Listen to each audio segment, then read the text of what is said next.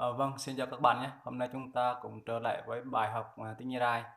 Ở phần trước á, mình đã hướng dẫn các bạn. Ở phần cuối là mình chưa nói hết câu thì đã à, dừng máy vì bộ lưu trữ không đủ các bạn. Cái đó các bạn thông cảm nhé. Giờ mình sẽ nói lại cái câu đó này. À, cái câu cuối có nghĩa là tội hiam họ bình cứ mịch lại nhé. Tội hiam họ bình cứ mịch lại nhé. Tụi em họ bình thường mình lại nhé, có nghĩa là anh em ở lại vui vẻ nhé, chúng tôi về đây đó. Cái câu đó có nghĩa là như vậy đó. Tụi em họ bình thường mình lại nhé, đó. Tụi em họ bình thường mình lại nhé, anh em ở lại vui vẻ nhé. Tụi em có nghĩa là tốt đẹp vui vẻ đó. Bình thường mình lại nhé, bình thường mình lại nhé, có nghĩa là chúng tôi về đây đó. Như vậy nhé. Bây giờ chúng ta sẽ học sang bài mới nhé. Giờ chúng ta sẽ sang học bài là ăn uống, chủ đề ăn uống nhé. Rồi các bạn coi theo mình đọc nhé. Như ở đây này.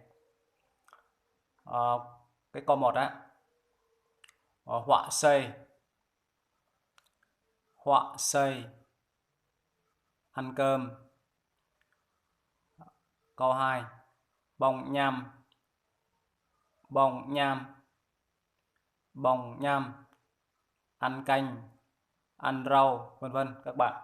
Tiếng Rai là cái chữ nhâm đó là có nghĩa là rau thịt thì đều dùng cái từ nhâm nhé.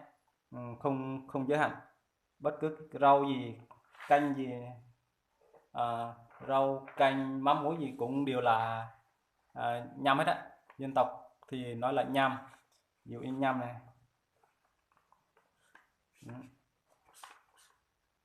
Đó. Thịt đó, thịt thì cũng là nhâm.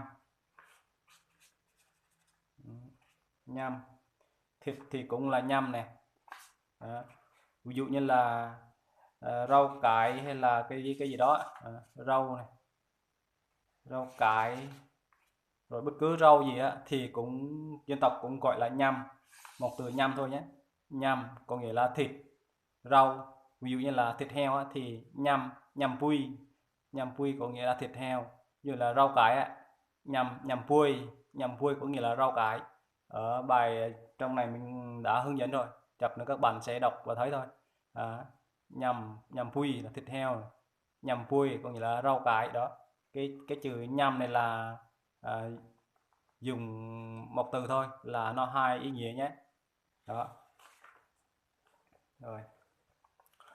Đấy. Bông nhâm. Bông nhâm có nghĩa là ăn canh, ăn thịt. Đó. Rồi cái câu 3 này, nhum ia. Nhum ia có nghĩa là uống nước. Nhum ia uống nước. Nhum cà phê. Nhum cà phê. Nhum cà phê uống cà phê. Nhum cà phê uống cà phê này. Câu 5 này, nhum ia po. Nhum ia po. Nhum ia po có nghĩa là uống nước mía. Câu 6 này, nhum ia mi. Nhum ia mi uống nước ngọt.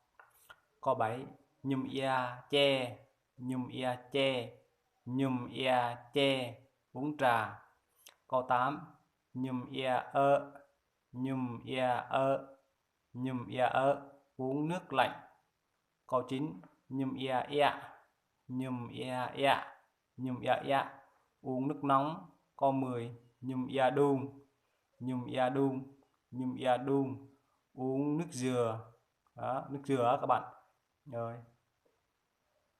Câu 11 này, nhum ia player. Nhum ia player uống nước đá. Không thì các bạn nói là nhum ia đá cũng được. Thì người tộc thường thường gọi là đá thôi, chứ ít người dùng từ player lắm các bạn. Đó. Chứ dân tộc thì đá thì người dân tộc gọi là player này. Đó. Trong kinh thánh là bên, nếu các bạn theo đạo là các bạn biết, trong kinh thánh là player có nghĩa là đá, tuyết vậy đó. Đó.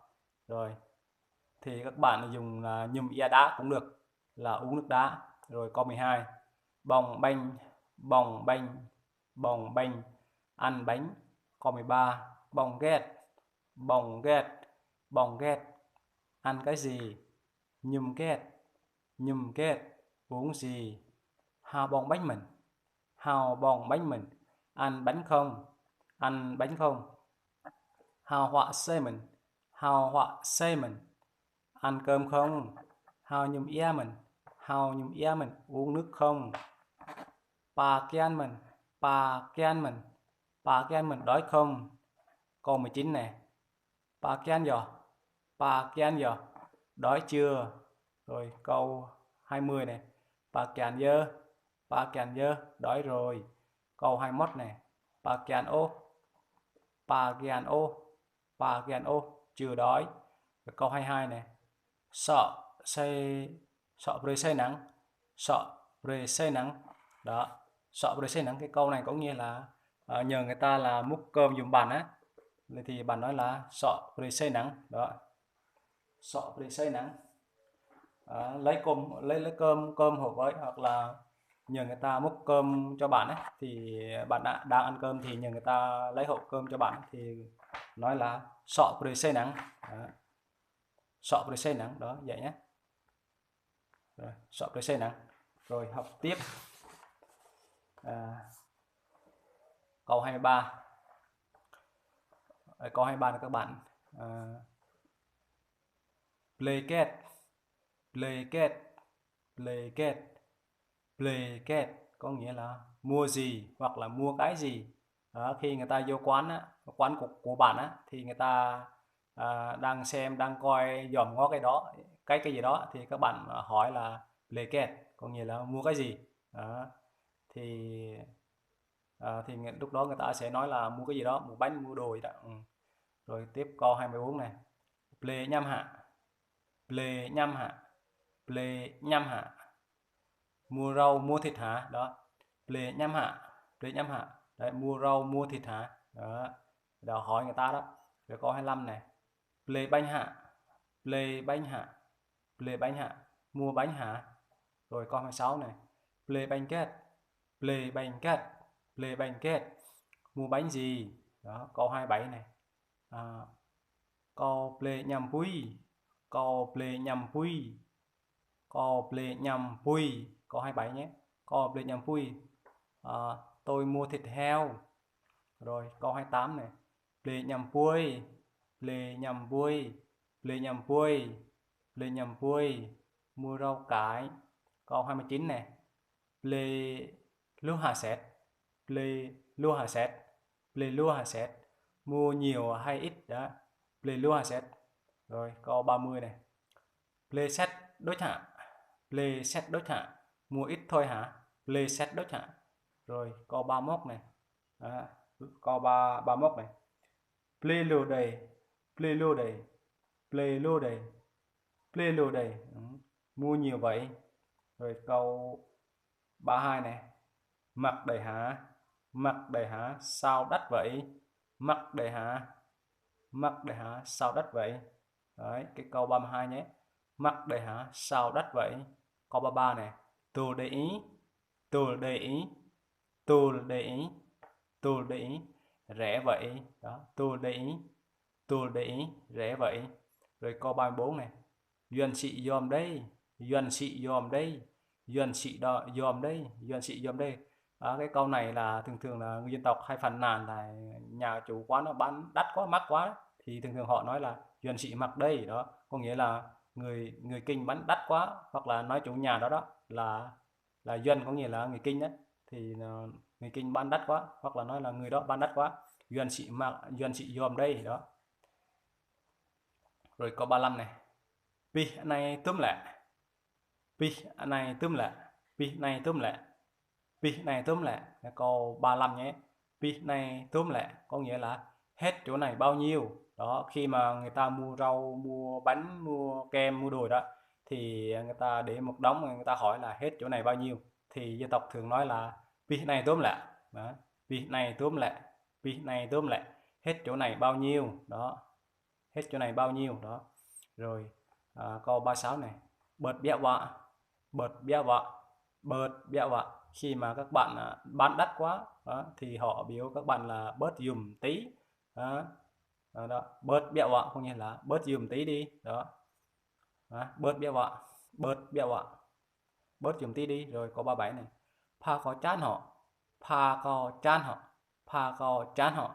Đó, pa có chán họ có nghĩa là cho mình mượn, cho mình vay nhé. Đó, khi mà họ không có tiền mua đồ này nọ là thường thường là người ta đi vay đi mượn á, thì họ nói là pa có chán họ, pa có chán họ có nghĩa là cho mình mượn nhé. Đó, ví dụ như là mượn xăng thì họ nói là pa có chán xăng họ. Đó, có nghĩa là cho mình mượn xăng nhé. Đó, pa có chán họ, pa có chán họ, cho mình mượn nhé, cho mình vay nhé. Rồi tiếp câu 38 này, prako duo, prako duo, prako duo, prako duo, prako duo, prak này, prako duo, đọc nhanh tí, prako duo có nghĩa là tiền mình không đủ, tiền mình không đủ. Đó, khi mà họ đi mua đồ mà tiền không đủ thì họ nói là prako duo, tiền mình không đủ. Đó, rồi học tiếp câu 39 này, cả duo, cả duo nè, cả duo nè, cả duo nè, cả duo nè có nghĩa là cái câu này là khi mà khách mua đồ của bạn mà đưa tiền chưa đủ á, chưa đủ tiền á, thì bạn nói câu này này, cả duo nè, cả duo nè.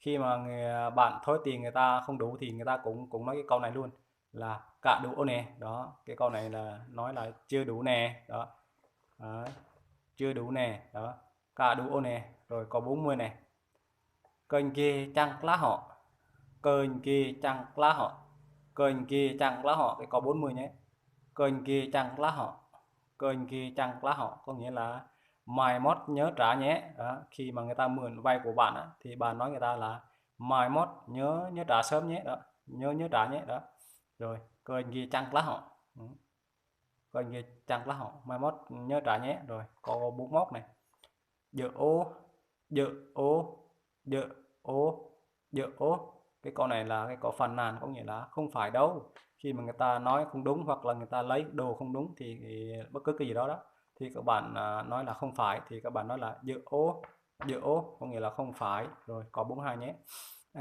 dự dơ, dự dơ, dự dơ, dự dơ. Đó, dự dơ có nghĩa là đúng rồi, đúng rồi đó, dự dơ. Rồi câu 43 này, đòm cò la tánh họ, đòm cò la tánh họ. 43 này, cái câu 43, đòm cò la tánh họ, đòm cò la tánh họ. Cái câu này có nghĩa là nợ mình trả sớm nhé. Đó, nợ mình trả sớm nhé. Đó, ví dụ người ta là trả nhanh trả bạn ấy. Khi mà người ta nợ lâu quá thì các bạn dặn người ta là có tiền thì phải trả nhanh nhé, thì các bạn nói là đòm cò la tánh họ. Đó. Rồi câu 44 này, pin pin ek là lẹ, pin ek là lẹ, pin ek là lẹ. Đó, cái câu này có nghĩa là khi nào trả. Đó, bạn hỏi người ta là khi nào người ta trả bạn được ấy, thì bạn hỏi là pin ek là lẹ, pin ek là lẹ. Đó có nghĩa là khi nào trả, pin ek là lẹ, khi nào trả. Rồi các bạn, ở đây mình đã hướng dẫn xong 44 câu gia rai, chủ đề ăn uống và chủ đề hỏi trong cách hỏi mua bán. Đó, rồi sau đây mình sẽ ghi hướng dẫn thêm các cái cùng câu chữ cái các bạn. Chữ cái ABC ấy, thì những câu nào mà giống nhau á thì mình sẽ không ghi, mình chỉ ghi lại những cái câu chữ cái mà khác thôi nhé. Cùng có nghĩa là đọc cùng câu như là khác chữ nhé. Ví dụ như là bảng chữ cái dân tộc á, thì ABC thì nó gần giống nhau thôi, chỉ khác một hai câu thôi nhé. Ở đây ví dụ như là tiếng phổ thông á, mình ghi là phổ thông đi, cái mực này nó cũng hết rồi, phổ thông này. Đó, phổ thông nhé. Rồi ví dụ như là phổ thông là chữ nhờ đi. Đó, đây là chữ nhờ nhé. Rồi còn gia rai á, gia rai này. Rồi gia rai này, gia rai thì là đó, chữ nhờ này, chữ nhờ này nhé. Rồi tiếp là tiếng phổ thông này, chữ chờ này. Đó, còn tiếng gia rai á là chữ cờ có dấu ngoặc ở trên này nè, là chữ cờ nhé. Rồi tiếp rồi, chữ bờ này, đây là chữ bờ bên phổ thông nhé, còn chữ bờ của người dân tộc là đó, đây là chữ bờ nhé. Rồi còn cái chữ nào nữa ta, rồi chữ giờ đấy, rồi chữ giờ phổ thông này, đó chữ giờ phổ thông nhé, còn chữ giờ của người dân tộc là, rồi đó chữ giờ này, vậy nhé. Còn còn chữ giờ, còn cái chữ G á, chữ G của phổ thông á, là chữ chữ chữ G này, chữ G đó thì ở đây hẹp quá, các bạn ghi trên đi, lộn xộn hết rồi. Đây chữ G này đi, đó chữ G này á thì dân tộc gọi là